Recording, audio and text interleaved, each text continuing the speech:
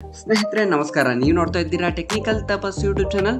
ನಾನು ವಿಕ್ರಮ್. ಸ್ನೇಹಿತರೆ, ಈಗಾಗಲೇ ಕರ್ನಾಟಕದಲ್ಲಿ ಲಕ್ಷಾಂತರ ಮಂದಿ ವೃದ್ಧಾಪ್ಯ ವೇತನವನ್ನ ಪ್ರತಿ ತಿಂಗಳು ಪಡ್ಕೊಳ್ತಾ ಇದ್ದೀರಾ. ಈ ವೃದ್ಧಾಪ್ಯ ವೇತನವನ್ನ ಪಡ್ಕೊಬೇಕಂದ್ರೆ 60 ವರ್ಷ ದಾಟಿದ ಎಲ್ಲ ವಯೋವೃದ್ಧರು ಇದಕ್ಕೆ ಅರ್ಜಿಯನ್ನ ಸಲ್ಲಿಸಬಹುದು.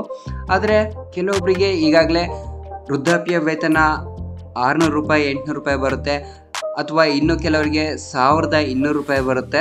ನಿಮ್ಗೇನಾದರೂ 600 ರೂಪಾಯಿ ಇನ್ನೂ ಬರ್ತಾ ಇದೆ ಅಂದರೆ ನೀವು 1200 ರೂಪಾಯಿಗೆ ಹೇಗೆ ಮಂತ್ಲಿ ಅಮೌಂಟನ್ನು ಪಡೆದುಕೊಳ್ಳೋದು, ಇದಕ್ಕೆ ಯಾವೆಲ್ಲ ದಾಖಲಾತಿಗಳು ಬೇಕು ಮತ್ತು ನಾವು ಯಾವ ಕೆಲಸ ಮಾಡಬೇಕು ಎಂಬುದರ ಬಗ್ಗೆ ಸಂಪೂರ್ಣವಾದ ಮಾಹಿತಿಯನ್ನು ಇವತ್ತಿನ ವಿಡಿಯೋದಲ್ಲಿ ನೀಡಲಿದ್ದೇನೆ.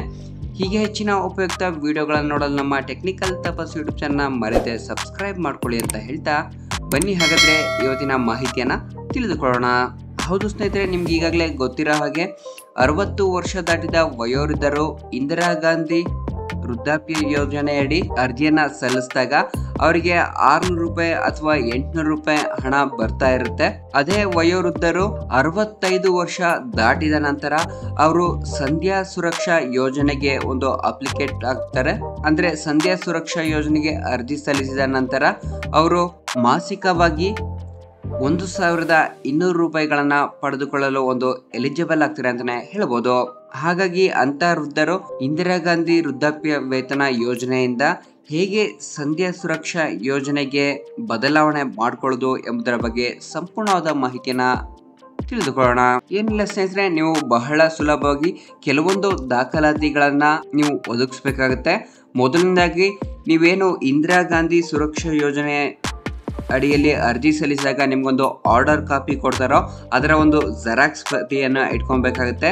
ನಂತರ 60 ವರ್ಷ ದಾಟಿದ ಆಧಾರ್ ಕಾರ್ಡ್ ಜೆರಾಕ್ಸ್ ಕೂಡ ಬೇಕಾಗುತ್ತೆ.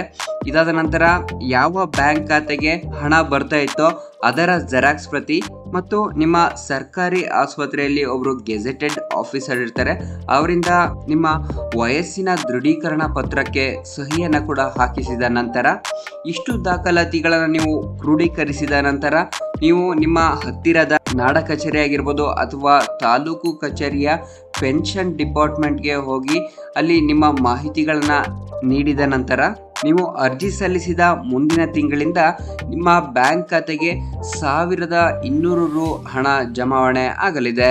ಬಹಳ ಸಿಂಪಲ್ ಆಗಿ ತುಂಬಾ ಜನಕ್ಕೆ ಇದರ ಬಗ್ಗೆ ಡೌಟ್ಸ್ಗಳಿತ್ತು. ಹೇಗೆ ನಾವು ವೃದ್ಧಾಪ್ಯ ವೇತನ ಪಡ್ಕೊಳ್ತಾ ಇದ್ರೆ ಅಥವಾ ನಮ್ಮ ಮನೇಲಿ ಅಜ್ಜ ಅಜ್ಜಿ ಯಾರು ವೃದ್ಧಾಪ್ಯ ವೇತನ ಪಡ್ಕೊತಿದ್ರೆ ಅವರಿಗೆ 600 ರೂಪಾಯಿ ಅಥವಾ 800 ರೂಪಾಯಿಯಿಂದ ಹೇಗೆ 1200ಕ್ಕೆ ಕನ್ವರ್ಟ್ ಮಾಡಿಸೋದು ಅಂತ ಡೌಟ್ಸ್ಗಳಿತ್ತು. ಹೀಗಾಗಿ ಇವತ್ತಿನ ವಿಡಿಯೋದಲ್ಲಿ ಸಂಪೂರ್ಣ ಮಾಹಿತಿಯನ್ನು ತಿಳಿಸಿದ್ದೀನಿ. ಹೀಗೆ ಏನೇ ಡೌಟ್ಸ್ಗಳಿದ್ರು ನನಗೆ ಕಾಮೆಂಟ್ ಮೂಲಕ ತಿಳಿಸಿ, ಅಥವಾ ನನ್ನ ಇನ್ಸ್ಟಾಗ್ರಾಮ್ ಲಿಂಕ್ ಅನ್ನು ಕೂಡ ಡಿಸ್ಕ್ರಿಪ್ಷನ್ ಬಾಕ್ಸಲ್ಲಿ ಕೊಟ್ಟಿದ್ದೀನಿ, ನೀವು ಯೂಸ್ ಮಾಡ್ಕೊಂಡು ನನಗೆ ಮಾಹಿತಿಯನ್ನು ತಿಳಿಸ್ಬೋದು. ಹೀಗೆ ಹೆಚ್ಚಿನ ಉಪಯುಕ್ತ ವಿಡಿಯೋಗಳನ್ನು ನೋಡಲು ನಮ್ಮ ಟೆಕ್ನಿಕಲ್ ತಪಸ್ ಯೂಟ್ಯೂಬ್ ಚಾನಲ್ನ ಮರೆಯದೆ ಸಬ್ಸ್ಕ್ರೈಬ್ ಮಾಡ್ಕೊಳ್ಳಿ ಅಂತ ಹೇಳ್ತಾ ಮುಂದಿನ ವಿಡಿಯೋದಲ್ಲಿ ಸಿಗೋಣ. ನಮಸ್ಕಾರ.